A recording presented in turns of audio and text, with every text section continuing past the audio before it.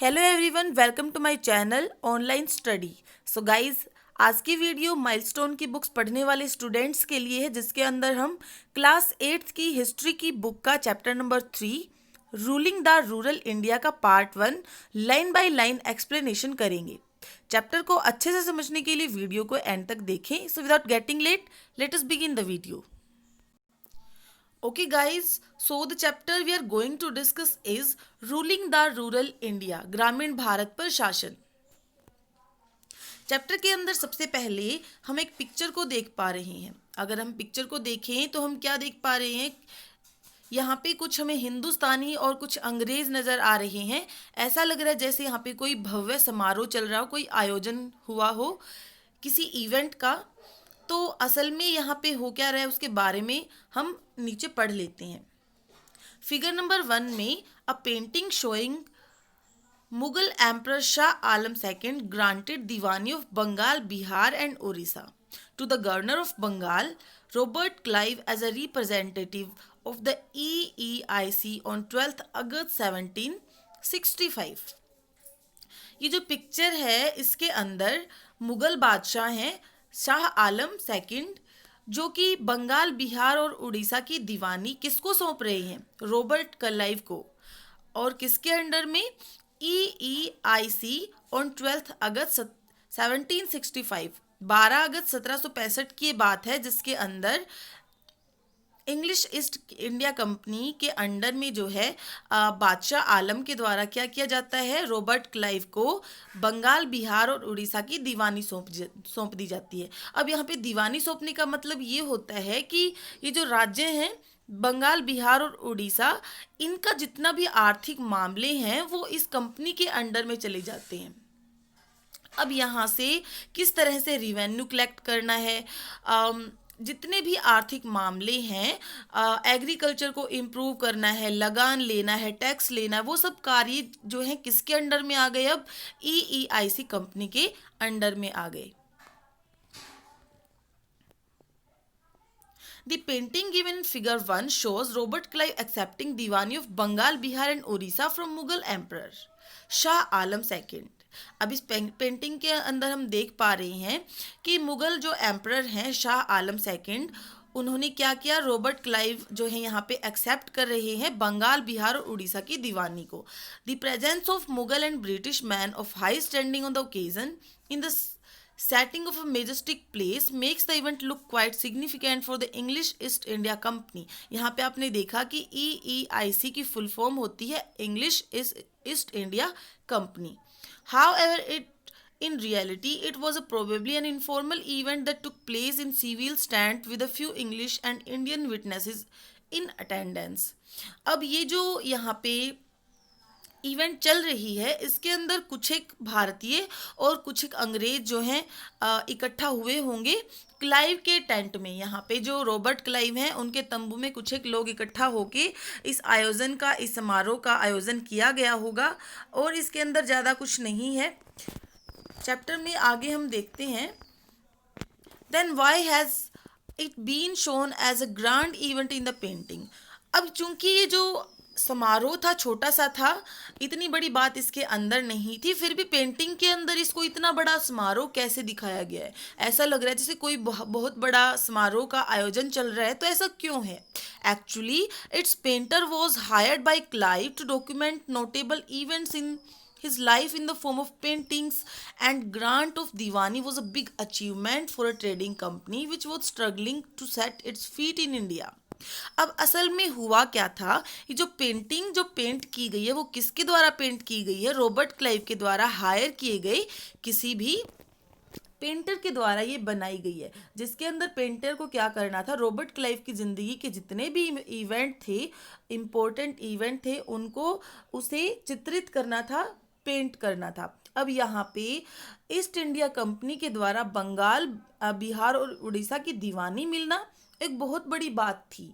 अब यहाँ पे इंडिया के अंदर पैर जमाने के लिए अपने ईस्ट इंडिया कंपनी को दीवानी मिल जाना, तीन वो भी रिच राज्यों की, तो उसके लिए तो बहुत बड़ी बात थी। इसीलिए इस पिक्चर के अंदर इस सिचुएशन को इस तरह से शो किया गया जैसे कोई बहुत बड़ा आयोजन हो रहा हो किसी चीज का। Hence the event has been portrayed in a way to make it appear as a grand memorable, और इसीलिए इस पिक्चर को इस तरह से दिखाया गया है जैसे कि ये बहुत ही यादगार और ग्रांड यहाँ पे समारोह चल रहा है।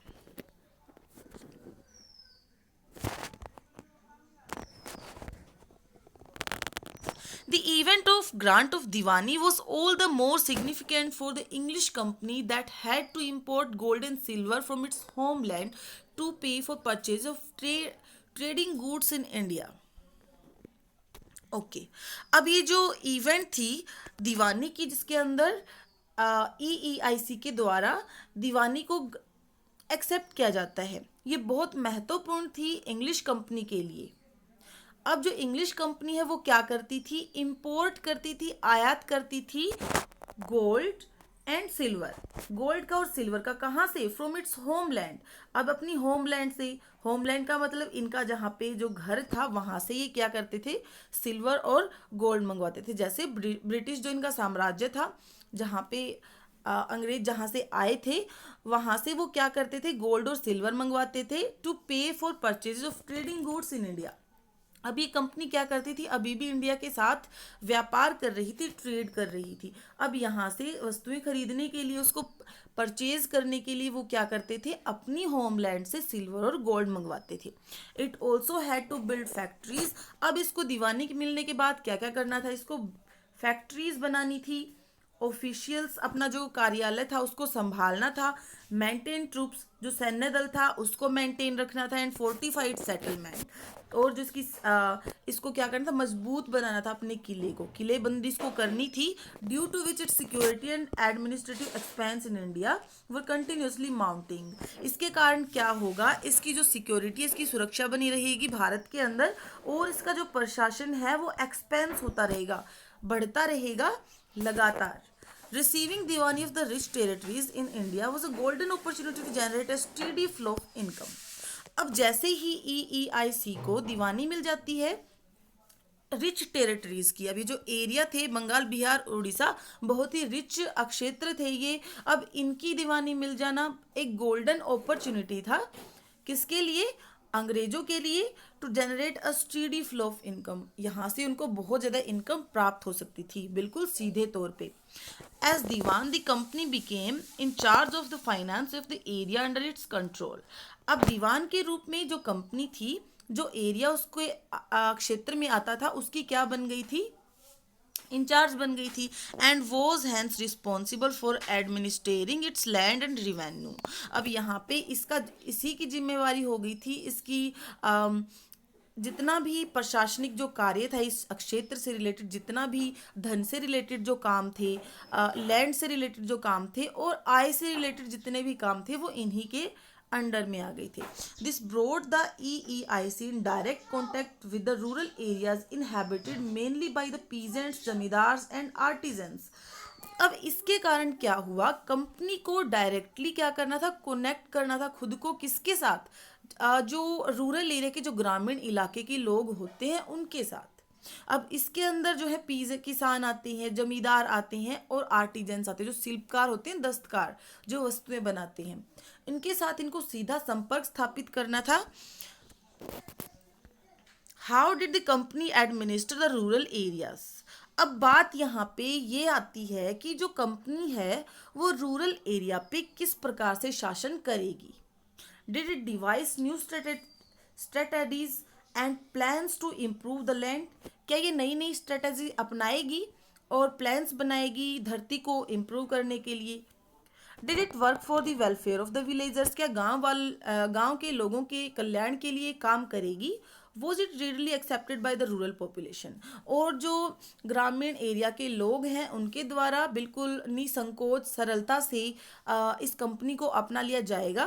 Late us proceed to find out answers to these question. इन क्वेश्चंस के आंसर जानने के लिए हम आगे बढ़ते हैं। Revenue system under the EEIC।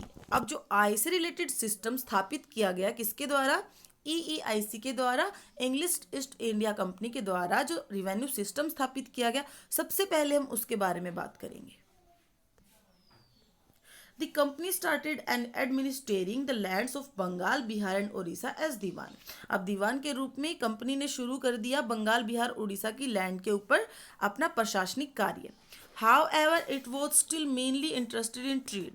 अब जो कि यहाँ की ये दीवान तो बन गई थी, लेकिन अभी भी ये जो कंपनी थी किस में इंटरेस्टेड थी? ट्रेड में. अभी भी ये व्यापार कर रही थी. क्या कर रही थी? व्यापार का मतलब ये है, ये यहाँ से वस्तुएं खरीद रही थी और उनको एक्सपोर्ट और इम्पोर्ट का ये काम कर रही थी, व्यापार कर रही थी. Its chief goal was to use the resources of this region to optimize its revenue and to buy good quality cotton and silk cloth at minimum possible rates.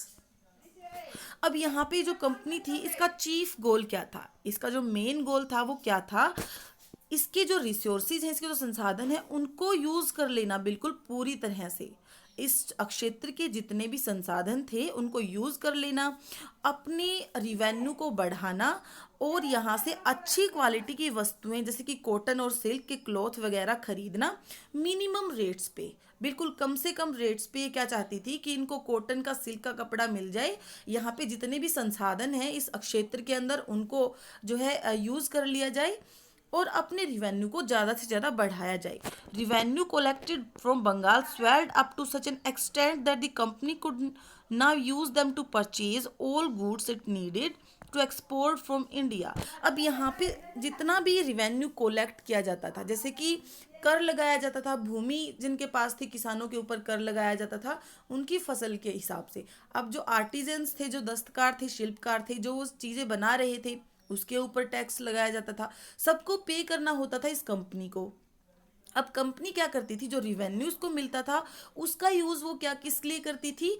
वस्तुओं को खरीदने के लिए देश के अंदर से वस्तुओं को खरीद कर और फिर क्या करती थी? एक्सपोर्ट कर देती थी अपने देश के अंदर.